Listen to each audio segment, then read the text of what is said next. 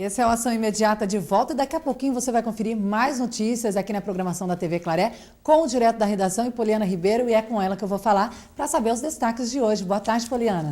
Boa tarde, olá Janaína, boa tarde para você. Hoje no Direto da Redação vamos mostrar para você como foi a reunião da Frente Regional dos Direitos das Mulheres do Aglomerado Urbano. Mais uma vez foi cobrada a criação da Casa Abrigo e a reinstalação da DDM aqui em Rio Claro.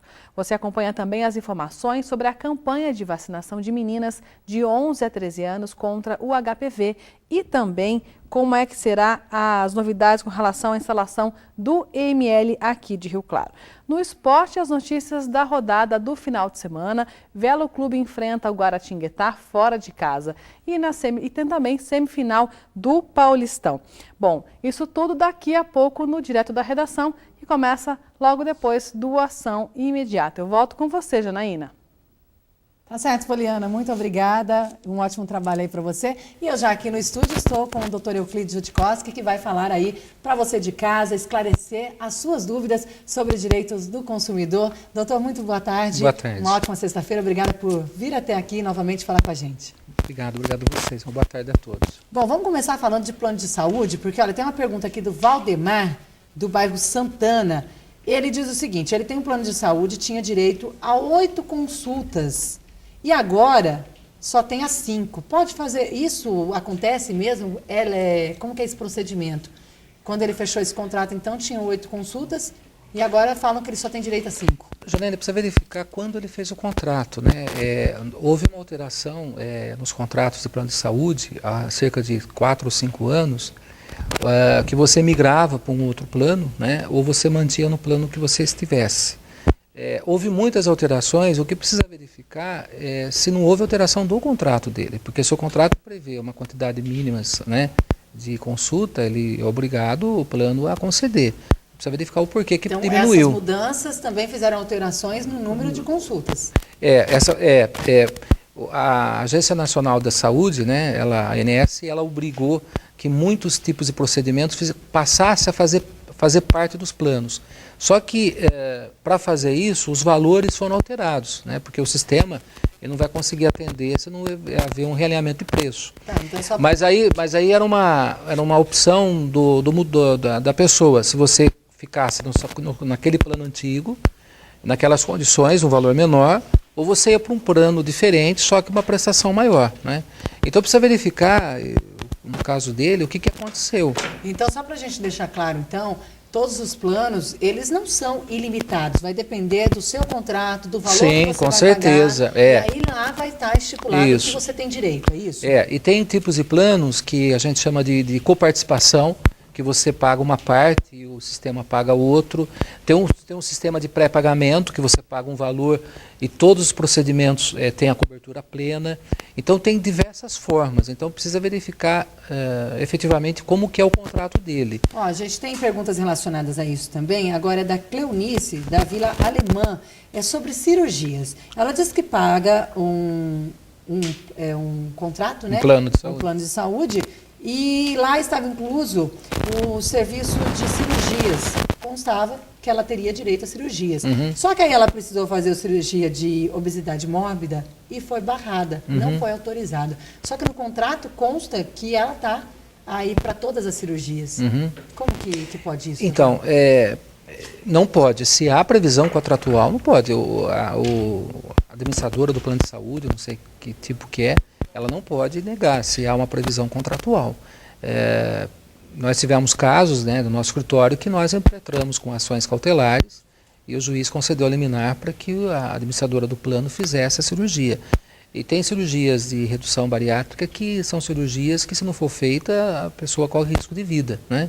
Então, é muito sério. Então, o juiz com certeza manda que se faça a cirurgia. Então, no caso da Cleonice, ela deveria também... Sim, se o plano prevê, sim, ou mover uma ação, né? Ela tem que buscar resolver isso daí, porque ainda mais se é questão de obesidade mórbida, né, são as que têm mais risco, né, de vida e de saúde. Então ela precisa verificar É isso. complicado a gente pagar pelo serviço e depois E não ter, esse não serviço, ter. né, A gente tem que doutor? ficar atento a isso, né? Olha só, a gente fala bastante de plano de saúde, né? De as pessoas que têm esse plano e não recebem o serviço. No caso de uma rede pública, a gente também paga, nós somos contribuintes e temos direito de ter um serviço. Aqui a gente, na ação imediata, a gente acompanha muitos problemas de saúde, que a pessoa não, a cirurgia não foi agendada, o medicamento que não foi entregue. Nesse caso, sendo da rede pública, como que a pessoa deve agir, doutor? Que tipo de ação pode ser movida? Infelizmente, só judicial.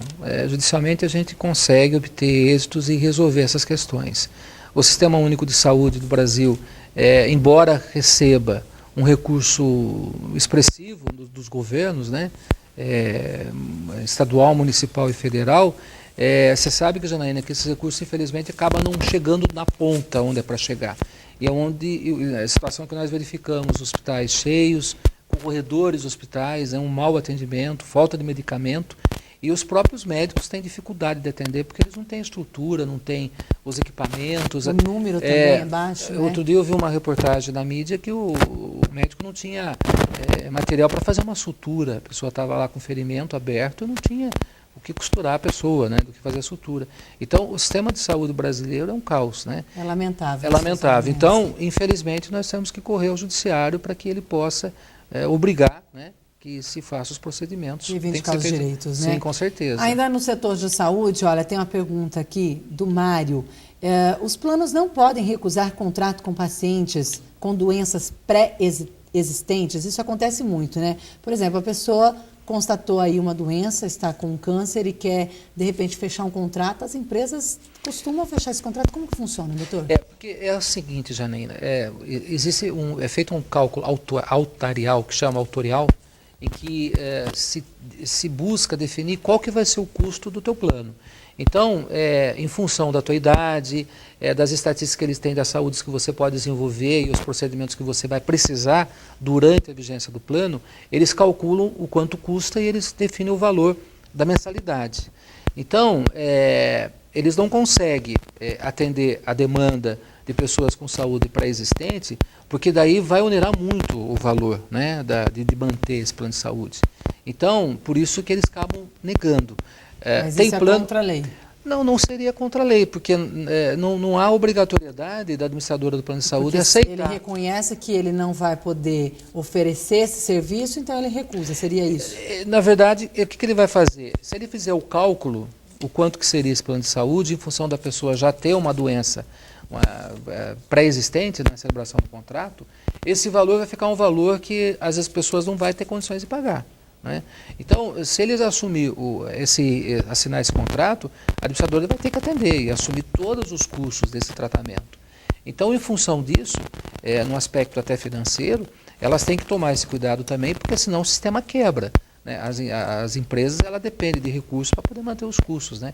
E você sabe que os custos na área de saúde, médico, hospitais, equipamentos, né, são caros. Né? Toda essa estrutura para poder atender os pacientes são caras. Então, tirando o aspecto de justiça aqui, né, aspecto social, né, mas no aspecto financeiro, econômico, corporativo, elas acabam não aceitando mesmo. Mudando de assunto um pouco, olha, acabou de chegar a pergunta aqui da Elis, do Panorama. Ela pergunta o seguinte: ela foi no advogado e assinou uma procuração e não deu certo o processo por falta de documento, mas a procuração ficou com o advogado. Essa procuração ainda tem validade? Qual que é o procedimento que a Elis deve fazer? Se o processo não deu certo, se o processo já terminou, o mandato judicial que ela otorgou, ele se encerrou com o encerramento do processo. Não precisa se fazer nada. Agora, se ela pode, se ela entender por bem, fazer uma revogação dessa procuração. Né? Ela procura o cartório, onde está correndo o processo, e faz uma declaração lá que ela está revogando aquela procuração do advogado. Para ficar mais tranquila, né? Se ela quiser fazer isso, ela pode fazer. Tá certo. Para revogar o mandato. Tem mais perguntas aqui. A Vandréia Magri, do Parque Universitário, ela diz que tem um carro que está com o motor fundido, faz 7 meses que está no conserto em uma oficina mecânica uma oficina mecânica caseira, que fala, e não devolver um carro ainda, o que fazer? Quer dizer, são 7 meses lá para o conserto e nada. Vai ter que... Precisa verificar o porquê que esse carro está retido, né? Mas ela tem que tomar algumas providências aí. Até um PROCON, ou até procurar o Poder Judiciário, né? E precisa verificar se também não é caso, às vezes é caso de polícia, né? Porque retendo o carro 7 meses com o motor quebrado, o que está acontecendo? Pelo que ela falou aqui, nenhuma explicação tem sido dada para ela, né? Então, Vandréia, né? Vandréia, do Vandréia, vai até o PROCON, procura o PROCON vai chamar lá o dono da oficina, o dono do estabelecimento, né? Para ele esclarecer o que está acontecendo, porque é muito tempo, né? Daqui a pouco ele vai fazer aniversário lá, vai vencer outro IPVA e o carro ainda vai estar lá, né? E ela sem carro, 7 meses, né? Tá certo, doutor. Muito obrigada pela sua participação mais uma vez. Uma ótima tarde. Uma ótima tarde a todos, para você também. A ação imediata, então, nessa sexta-feira fica por aqui. Continue na programação da TV Claré com o Direto da Redação e Poliana Ribeiro, que traz mais notícias. A gente volta a se encontrar na segunda-feira. Uma boa tarde e um ótimo fim de semana para você.